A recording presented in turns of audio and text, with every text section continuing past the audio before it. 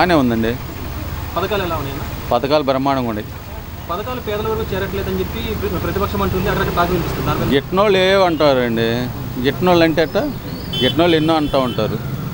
అది బాగా పేదలకు అన్నీ అందుతుంది, బ్రహ్మాండంగా ఉంది. చంద్రబాబు ఉన్నప్పుడు అప్పుడు ఎలా ఉండేది?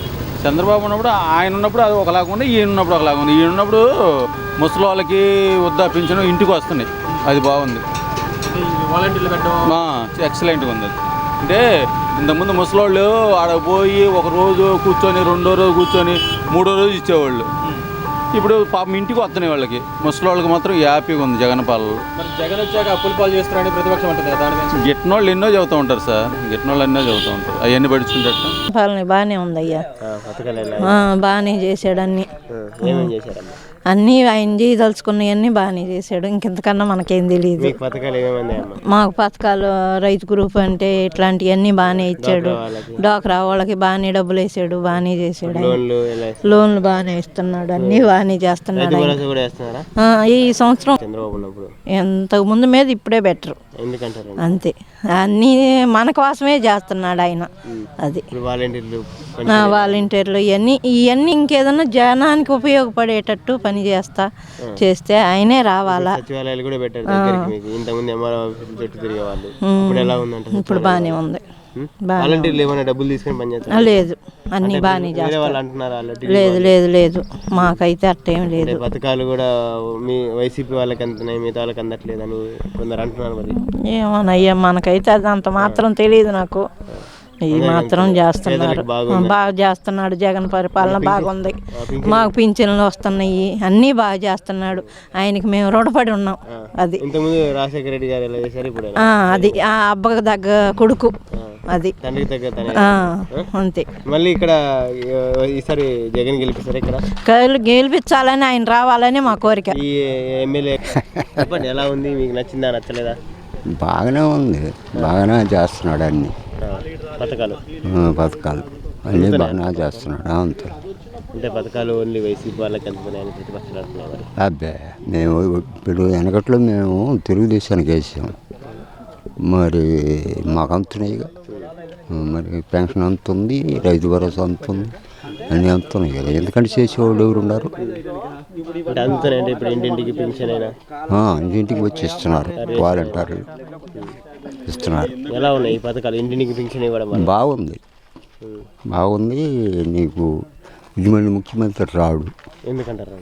అంటే నీకు అన్ని పథకాలు ఎవరు చేశారు? ఇంత మటుకు ఎంతోమంది మారారు కదా, ఎవరు చేశారా? అది అంటే పథకాలు ఇచ్చి ప్రజల్ని సోమరిపోతులు చేస్తున్నారు, పనులు లేకుండా అని అంటున్నారు. సోమరిపోతులు అయ్యేవాళ్ళు ఎదురుగా అవుతారు అబ్బాయి, డబ్బులు ఇచ్చినా గారు. అది సోమరిపోతులు ఎదురుగా అవుతారు. ఎలా ఉపయోగించుకుంటున్నారు? అన్నిటికీ వస్తున్నాయి. నీకు ఖర్చులకి ఇలా కొనుక్కోవాలన్నా నిత్య అవసర వస్తువులు అన్నీ జరుగుతున్నాయి మనకి. అంటే ఇంకో దానికి ఇంకో తోడు అంటారా? ఇది తోడు కదా మరి. అంటే ఈ డబ్బుల వల్ల ఆ రాష్ట్రాన్ని అప్పులు పాలు చేసి ప్రజలపైన భారం మోపుతున్నారు అని ప్రతిపక్షాలు అంటున్నాయి కదా. ఎందుకంటాడు, వారు వచ్చి పగలు తీశారట. గవర్నమెంట్ 14 సంవత్సరాలు పరిపాలన వచ్చాడు, ఆయన వచ్చి పగలు తీశాడా? ఏం పగలు తీశాడు అంటున్నాడు. 14 సంవత్సరాలు చేశాను చెప్పుకుంటే సరిపోద్ది. హైటెక్ సిటీ కనిపెట్టింది. ఉపయోగం ఉందండి. రైతులకి ఏం చేశాడు? రైతు రుణమాఫీ చేసి అంటున్నారు. ఎక్కడ రైతులు వ్యవసాయం దండగన్నాడు. కరెంటు కూడా ఫ్రీ ఇచ్చాడు, ఇవ్వలేదా? ఇచ్చాడు ఫ్రీగా. ఇప్పుడు ఇస్తున్నాడు ఫ్రీగా. ఇప్పుడు ఎన్ని గంటలు ఇస్తారు కరెంట్ జగన్ గారు? మాకు ఇవ్వట్లేదు. ఇప్పుడు లేబర్ కరెంట్ ఊరకనే కదా ఇస్తుంది. ఇప్పుడు ఎస్సీ ఎస్టీ వాళ్ళకి ఊరకనే ఇస్తున్నారు. 300 యూనిట్ ఎంత ఉంది ఫ్రీ అంటారు. అంటే బోర్లకు కూడా ఫ్రీ ఇస్తున్నారు కరెంటు. ఇస్తున్నారు. ఇప్పుడు ఎన్ని గంటలు ఇస్తారు? 7 గంటల కరెంట్, 9 గంటలు? నాకు ఐడియా లేదు అబ్బాయి. ఇక్కడ మోటార్ లేవు. ఐడియా లేదు. జగన్ వచ్చాక ఎలా ఉంది? బాగుంది, పరిపాలన బాగుంది. అంటే చంద్రబాబు గారు అంటున్నారు వీటికంటే డబుల్ పథకాలు ఇస్తా అంటున్నాడు. మాటలు చెప్తే అట్ట దానికి ఆచరణ చేయదు. అతను చెప్పినట్టు చేశాడు జగన్. నవరత్నాలు చేశారంటారా జగన్ గారు? ఎవరు చెప్పారు? నవరత్నాలు కంప్లీట్గా ఇస్తున్నాడు కదా, అందరికీ తెలిసిందే కదా. అది సాక్షి టీవీ వాళ్ళే. ఇళ్ల పట్టాలు కూడా 30 లక్షల ఇళ్ల పట్టాలు ఇచ్చారు. రాష్ట్రం మొత్తం మీద. ఉమ్. దాన్ని కూడా తప్పు పడుతున్నారు ప్రతిపక్షాలు. మరి ఏమంటారు దాన్ని? అంతే అండి, నీకు మంచి పని చేసేవాడు సరిపోదు, అది ఏ మూలకు సరిపోద్ది ప్రజలకి అంటున్నారు. ఒక మంచి పని చేసేటప్పుడు పక్కన ఉంటానే ఉంటాడు, ఎగతాలు చేసేవాడు, దాన్ని ఉంది. అట్లా అంటారు ప్రతిపక్షాలు కదా.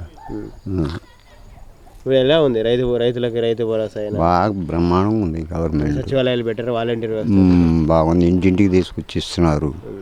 రేషన్ కూడా నీకు వ్యాన్ పెట్టి ఇంటింటికి ఇస్తున్నారు, బాధే లేదు. ఇప్పుడు విత్తనాలు కూడా ఆర్బీకే సెంటర్లు ఇస్తున్నారు కదా, ఇస్తున్నారు. వాళ్ళే కొనుగోలు చేస్తున్నారా పంటను కూడా? పంటను కూడా వాళ్ళే కొనుగోలు చేస్తున్నారు, విత్తనాలు ఇస్తున్నారు. అంటే ఏమైనా డబ్బులు తీసుకొని అలాంటి ఏమైనా చేస్తారు? అవి అట్లా ఏం చేయట్లేదు. అవి అంటే డైరెక్ట్ అకౌంట్లో పడిపోతుంది, మీకు ఎంత అయితే అంత లెక్క అకౌంట్లో పడిపోతుంది. అకౌంట్లో పడి ఎన్ని రోజులు పడుతున్నాయండి? ఎన్ని రోజులు నాకు ఐడియా లేదమ్మా, ఎన్ని రోజులు పడుతున్నాయి కానీ పడుతున్నాయి. అది రైతు భరోసా కూడా పడుతుంది.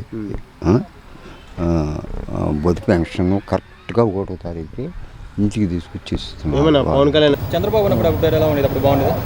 అప్పుడు ఏరేరు ఇచ్చేవాళ్ళు పథకాలు, ఇప్పుడు మాత్రం అందరికీ అందుతున్నాయి పథకాలు. అర్హులైన ప్రతి ఒక్కరికి సంక్షేమ పథకాలు అందుతున్నాయి.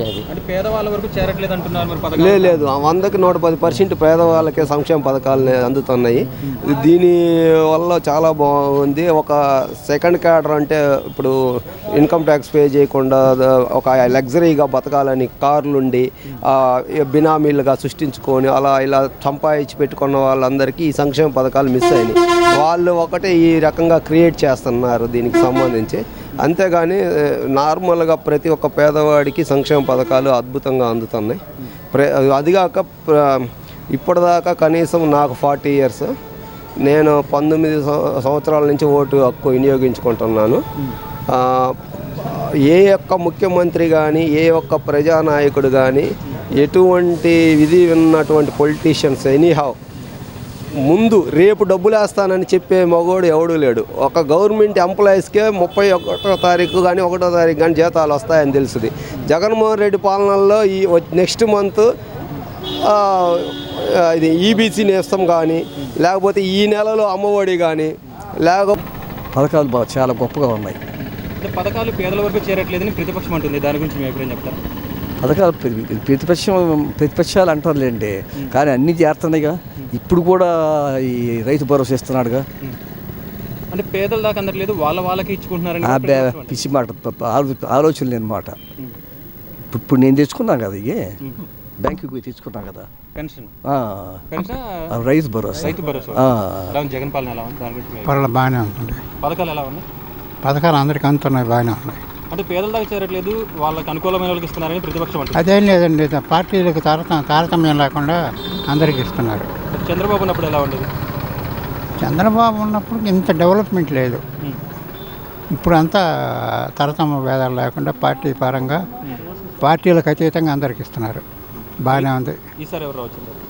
ఈసారి జగనే రావచ్చు, కానీ అన్ని సీట్లు డెవలప్మెంట్ లేదంటున్నారు. డెవలప్మెంట్ వస్తుంది, కొత్తతనం కాదు. పుట్టంగానే డెవలప్మెంట్, పుట్టంగానే పిల్లలు రారు కదా, వస్తూ ఉంటారు. అవన్నీ పుట్టంగానే అన్నీ జరగవు కదా, వస్తాయి. కంగారు పడకూడదు, నిదానమే ప్రధానం. వెయిట్ అండ్ సీ, వెయిట్ చేసి చూడాలి. దానికోసం మనం సంక్షేమ పథకాలు అయితే 100కి 110% బాగున్నాయి. అంటే పథకాలు ఎక్కువగా ఇచ్చి సోమరులను చేస్తున్నారని కూడా వినిపిస్తుంది. లేదు, అది ఉట్టి మాట. అది ఎప్పటి నుంచో ఉన్నది. నీకు డబ్బు ఎక్కువ ఉంటే నువ్వు ఇప్పుడు పెద్ద రాజకీయ నాయకుల కొడుకులందరూ చాలామంది శ్రమరులు అవుతారు. కొంతమంది పనికి వెళ్ళిపోయి బాగా పనులు చేయించుకునే వాళ్ళు ఉంటారు. లేని పేదవాడు కూడా హై స్థాయిలోకి వెళ్ళాడు, అర్థమైంది? హై స్థాయి వాడు కూడా పేదవాడిలో వేస్తాడు. అది సోమరితనం, అది మనం చెప్పేది కాదు. అది ఆటోమేటిక్గా మన వ్యక్తిత్వ స్వభావంలో ఉంటుంది. అది పోతే ఇంకొక జనవరిలో ఇంకొక స్కీమ్ కానీ చెప్పి గవర్నమెంట్ స్కీమ్స్ అనేది కాదు, గవర్నమెంట్ ఎంప్లాయీస్కి వచ్చినటువంటి శాలరీ ప్రకారం వేసినట్టుగా వేస్తున్నాడు. ముందు చెప్పి మగవాడు ఎవడూ లేడు, జగన్మోహన్ రెడ్డి తప్ప. ముందు చెప్పి వేసిన మగవాడు ఈ రాష్ట్రంలో ఏ ముఖ్యమంత్రి కూడా లేదు. ఎన్టీ రామారావు కానీ, రాజశేఖర్ రెడ్డి కానీ, కాసు బ్రహ్మానంద రెడ్డి కానీ, ఎవరైనా సరే ముందు చెప్పేసిన మగవాళ్ళు ఎవరు లేరు. బాగానే ఉంది సార్. పథకాలు ఎలా ఉన్నాయి? చాలా అద్భుతంగా ఉంది. ఎలా ఉంది? బాగానే ఉంది, చాలా బాగుంది. పథకాలు అన్నీ బాగానే ఉంది. అంత చంద్రబాబు ఉన్నప్పుడు బాగుందా, జగన్ వచ్చా బాగుందా? జగన్మోహన్ రెడ్డి వచ్చినా బాగుంది. మరి జగన్ వచ్చాక అంతా బాగలేదని ప్రతిపక్షం అంటుంది మొత్తం. లేదు, అంతా బాగానే ఉంది. చాలా 110 మంది అంటారు, తప్పదు ఎన్ని అన్యాయం జరుగుతూనే ఉంటాయి ఇక ప్రతిపక్షం ఉన్నాక. మరి డెవలప్మెంట్ అసలు లేదంటున్నారు కదా దాని మీద. డెవలప్మెంట్ పథకాలు ఇస్తున్నాడు, ఆల్రెడీ కోవిడ్ వచ్చింది, ఆయన 2 సంవత్సరాలు చేసాడు, అవుతాయి డెవలప్ చేసాడు అంతలా ఉన్నా. పథకాలు ఎలా ఉన్నాయి? విమానం వల్ల పథకాలు పేదల దాకా చేరట్లేదని ప్రతిపక్షం అంటుంది కదా, దాని గురించి మీ అభిప్రాయం? చేతనే అందరూ తీసుకుంటానే ఉండరు, ఎందుకు తీసుకోవట్లేదు, ప్రతి ఒక్కరు తీసుకుంటాను. మరి వాళ్ళకి ఇచ్చుకుంటున్నారని చెప్తున్నారు కదా. ఎవరు వాళ్ళకి? టీడీపీ వాళ్ళకా? వైసీపీ ప్రభుత్వం ఇచ్చే పథకాలు వాళ్ళకి ఇచ్చుకుంటున్నారు. ఎందుకని టీడీపీ వాళ్ళకి కూడా ఇస్తున్నారు. అసలు దాంట్లో ఇదే టీడీపీ వాళ్ళు ఎంతమంది తీసుకుంటున్నారు మా కళతో మేము చూస్తలా. పింఛన్లు కానీ అమ్మ ఒళ్ళు కానీ టీడీపీ వాళ్ళు కూడా తీసుకుంటున్నామండి. మరి రాష్ట్రాన్ని అప్పుల పాలు చేశాడు జగన్ అంటున్నారు, దాని గురించి మీ అభిప్రాయం? అప్పుల పాలు అంటే వాళ్ళు మట్టుకు చేసేది అప్పుల పాలు. చంద్రబాబు నాయుడు ఉన్నప్పుడు మట్టుకు చేయలేదు అప్పులు. చేస్తుంటారు సరే, అప్పులు చేయని ఏమన్నా కానీ పాలన మట్టుకు బాగానే ఉంది. మరి ఈసారి ఎవరు రావచ్చు, జగన్ చంద్రబాబు? సరే, అదే మనం చెప్పడానికి నా వరకు నేను చెబుతాను అనుకో, నా వరకే వస్తే మళ్ళీ జగనే రావచ్చు. సీట్లు అన్నీ రాకపోయినా మా జగనే రావచ్చు అనుకుంటున్నాను నేను, నా దృష్టిలో.